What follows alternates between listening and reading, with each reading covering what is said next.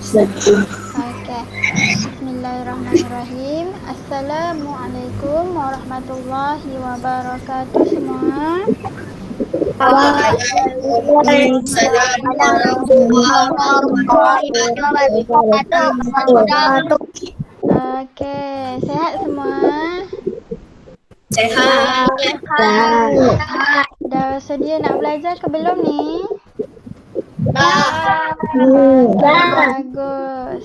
Okey, sebelum kita memulakan pelajaran kita, jom kita sama-sama baca doa sebelum belajar supaya awak senang dapat ilmu yang ustazah ajar. Okey, semua angkat tangan, kita baca doa sama-sama. Bismillahirrahmanirrahim. Allahumma aftah alaina hikmataka wa anshur alaina min hudaili rahmatika ya arhamar rahimin. Rabbi shrah li sadri wa yassir li amri wahlul 'uqdatam min lisani yafqahu qawli. Amin amin ya rabbal alamin. Okey. Jadi semua dah tahu belum apa yang kita nak belajar hari ni? Okey, dah ready belum? Dah boleh buka? Dah boleh mula belajar? Okey. Semua buka buku ibadat, muka surat 28.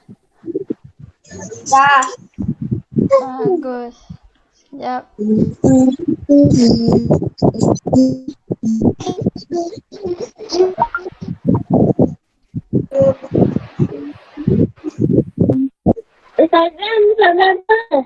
Muka surat 28.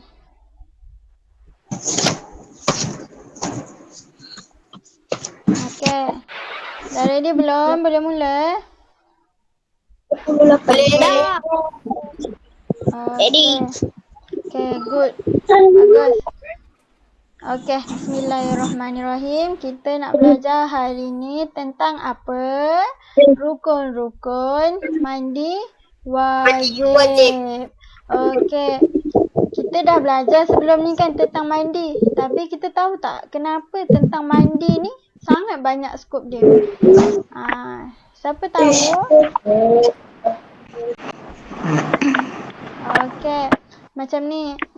Sebelum ni kita belajar tentang mandi. Sekarang ni kita nak belajar dengan lebih mendalam tentang rukun-rukun mandi. Mandi wajib, mandi sunat dan mandi harus.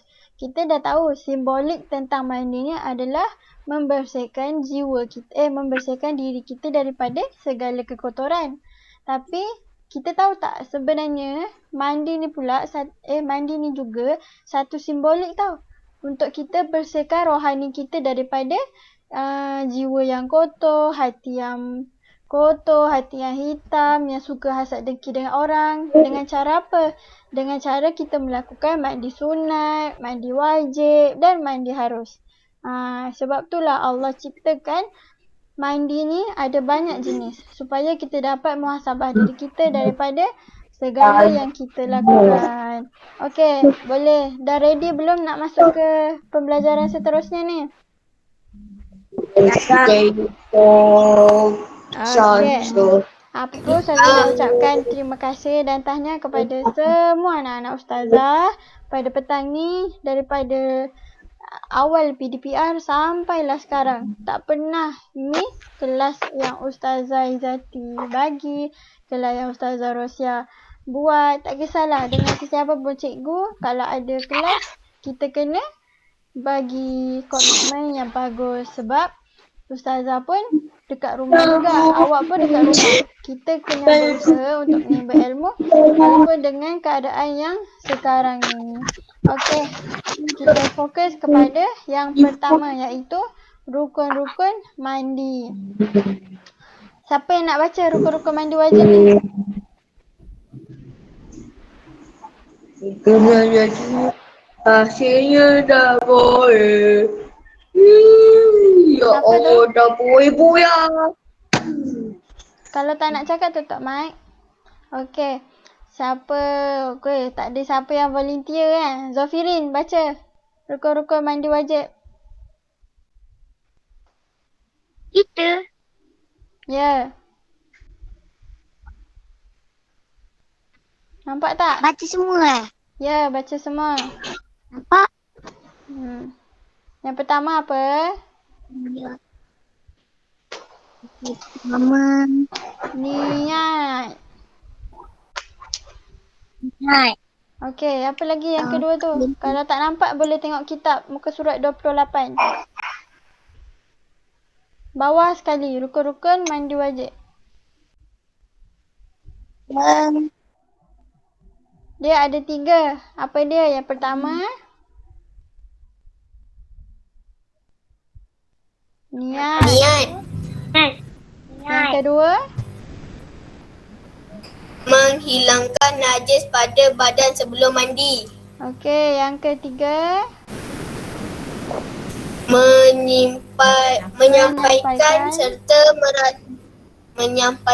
serta meratakan air ke seluruh badan. okey, bagus. Tak apa, Zafirin, nanti cuba lagi. Okey, terima kasih Ryan. Okey, yang pertama rukun mandi adalah niat. Yang kedua, menghilangkan najis pada badan sebelum mandi. Yang ketiga, menyampaikan serta meratakan air ke seluruh badan. Okey, kita tengok slide yang seterusnya. Okey, sebelum kita pergi kepada huraian-huraian rukun mandi ni, kita kena ingat, rukun mandi ni ada 3 je. Senang je. Yang pertama niat. Setiap rukun yang ada dalam apa yang kita lakukan, mesti ada niat. Okey, yang kedua menghilangkan najis pada badan. Sebelum kita mandi wajib tu, kita kena hilangkan dulu segala kekotoran yang ada pada badan. Yang ketiga pula apa dia? Menyampaikan serta meratakan air ke seluruh badan. Ratakan air sampai kena ke kulit-kulit semua. Okey, kita pergi kepada huraian yang pertama, iaitu niat. Okey, siapa nak baca huraian pada niat tu? Siapa nama? Okey, cepat. Yang kat tangan tu baca je.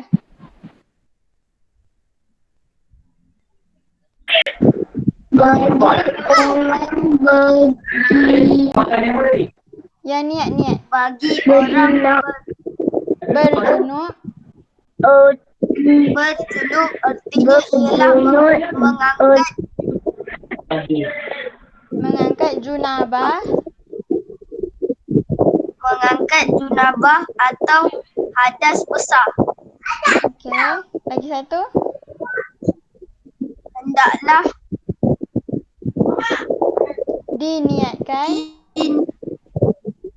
diniatkan mandi wajib ketika air mula sampai pada badan. Okey, bagus. Terima kasih. Jadi, yang pertama huraian niat ni adalah bagi orang yang berjunub. Berjunub ni apa? Kita dah belajar sebelum ni. Berjunub ni adalah orang yang mengangkat janabah. Maksudnya, orang yang mengangkat janabah ni maksudnya orang yang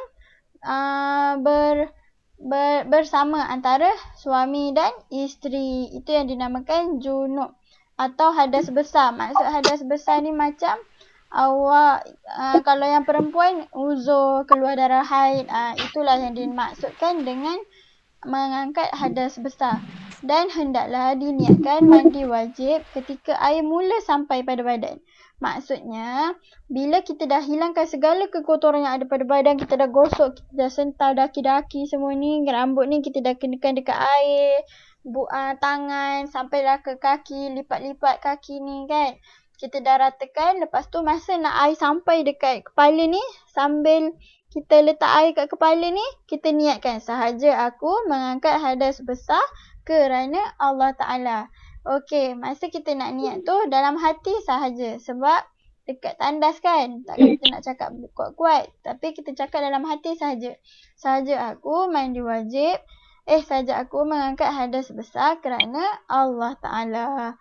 Itulah yang dimaksudkan dengan hendaklah diniatkan mandi wajib ketika air mula sampai pada badan. Okey. Kita tengok dekat kitab kan ada kan niat untuk mandi, niat untuk orang yang berjunub. Yang pertama, nawaitul ghuslal mafruḍa lillahi ta'ala. Artinya, sengaja aku mandi yang fardu kerana Allah Ta'ala. Atau nawaitu raf'al hadatsil akbari lillahi ta'ala.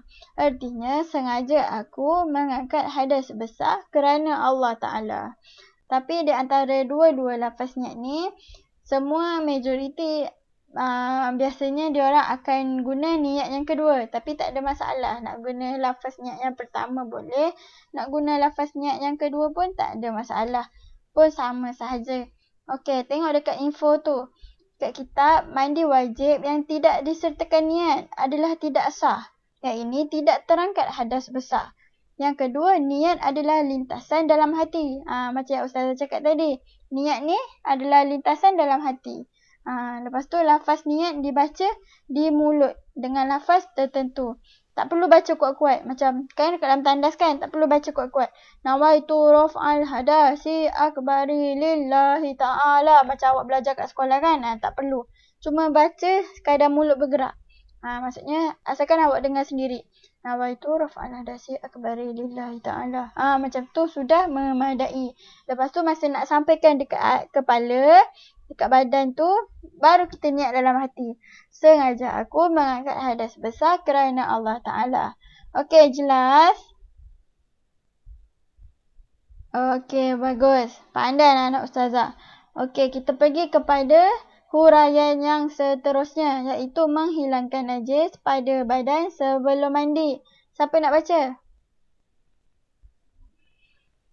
Rizky tak tahu diam tu. Baca.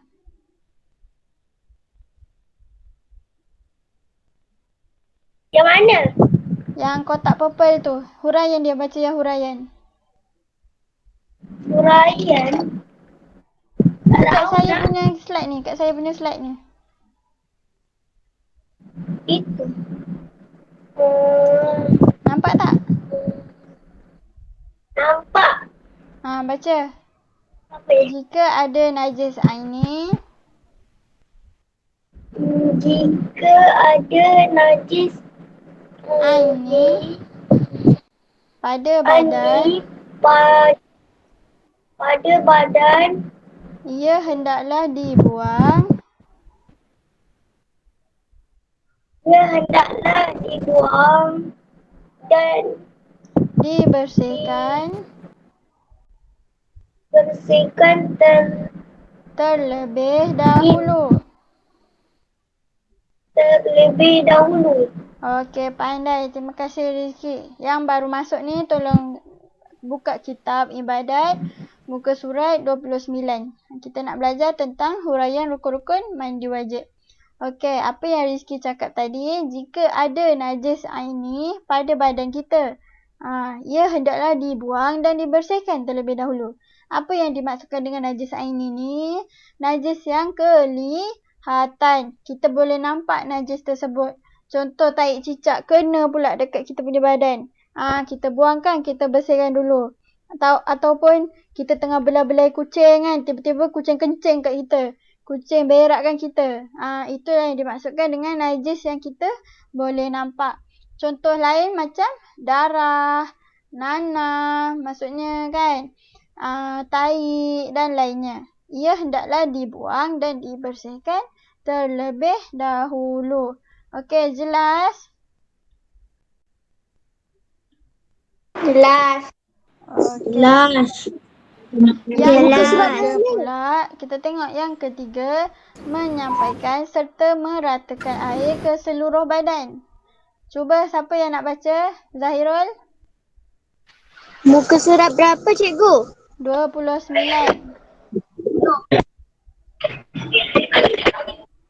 Okey, Zahirul baca huraian untuk ni. Semua bahagian Anggota badan hendaklah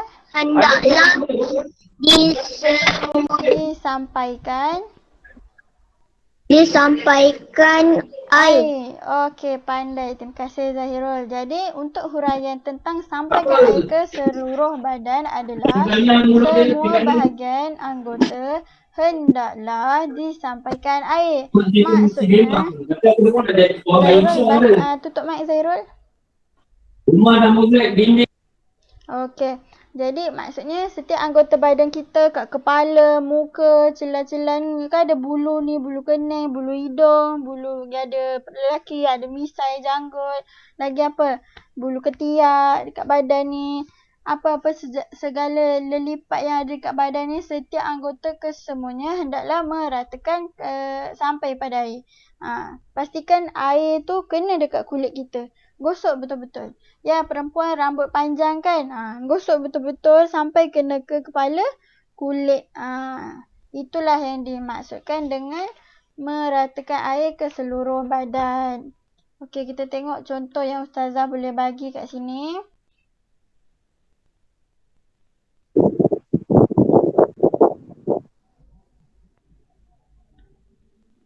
Okey.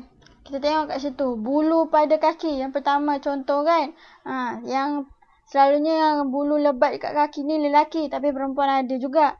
Siapa yang bulu banyak kat kaki tu gosok-gosok. Biar pastikan air tu sampai dekat kulit kita. Lepas tu kepala dengan rambut. Tu contohnya. Tengok tu apa yang dia buat. Dia ginikan kan. Pastikan kena dekat kulit kepala. Rambut tu yang tebal tu buat macam yang Ustazah cakap tadi. Ratakan betul-betul. Sampailah belakang ni. Lepas tu lengan dan ketiak. Tengok ketiak dia tu berbulu. Nampak tu dia berbulu. Kalau berbulu gosok betul-betul ketiak tu. Biar sampai kena ke kulit badan kita. Lepas tu apa lagi? Celah-celah jari. Macam ni kan. Gosok betul-betul. Macam mana kita ambil wuduk kan. Macam gini kan. Kita ambil wuduk kan. Kita gosok-gosok. Macam tu juga masa nak buat mandi wajib. Okey. Jelas? Ada soalan? Tak ada. Jelas. Okey. Jelas. Sekarang ni ada latihan. Nanti Ustazah bagi latihan ni dalam grup. Nanti awak buat. Okey, kita tengok yang pertama. Kita bincang dulu. Yang pertama, apakah rukun-rukun mandi wajib? Kita tahu kan 3 kan rukun mandi wajib. Nanti awak letakkan 3 rukun-rukun mandi wajib tu dekat soalan 1. Lepas tu dekat soalan nombor 2 pula. Apakah lapas niat bagi orang yang berjunub? Awak tuliskan dekat situ. Buat betul-betul cantik-cantik. Senaraikan 3 contoh najis aini yang anda ketahui. Kita dah belajar tadi kan. Apa dia contoh-contoh najis aini. Siapa yang buka mic ni, tutup mic.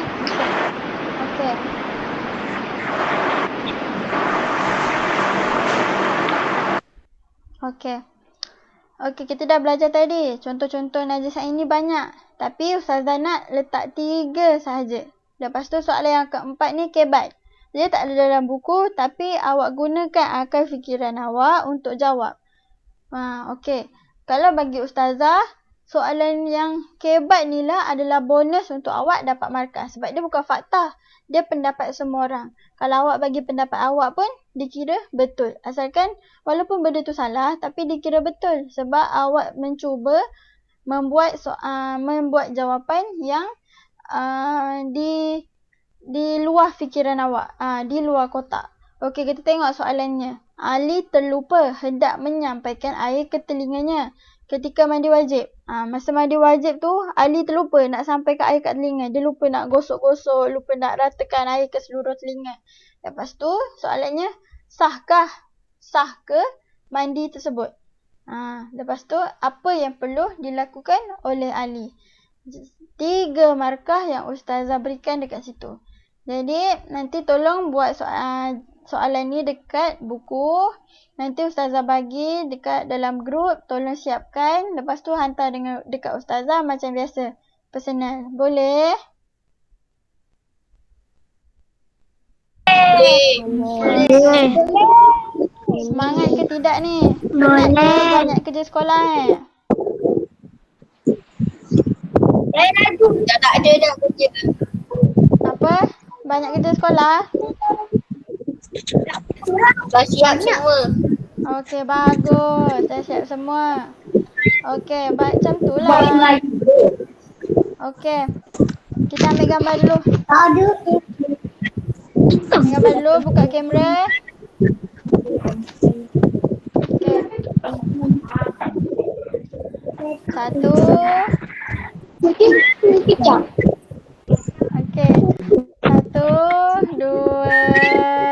Okey. Semua baru nak buka. Okey. 1, 2, 3. Peace. Okey, terima kasih. Jadi hari ini kita belajar tentang rukun-rukun mandi wajib. Ada 3 sahaja.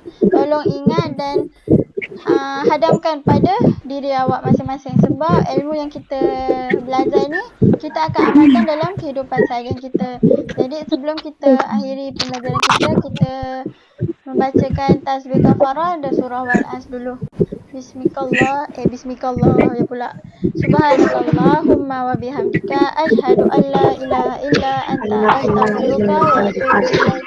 Bismillahirrahmanirrahim. Wal 'asr innal insana lafi khusr illa alladziina amanu wa 'amilus shalihat wa tawassaw bil haqqi wa tawassaw bis sabr. Sadaqallahul azim. Okey, terima kasih semua. Assalamualaikum warahmatullahi wabarakatuh.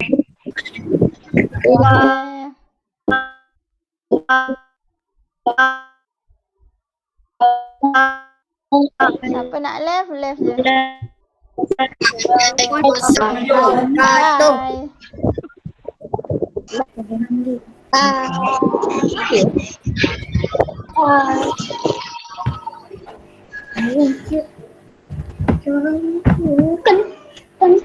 Tak nak keluar? Saya keluar lah.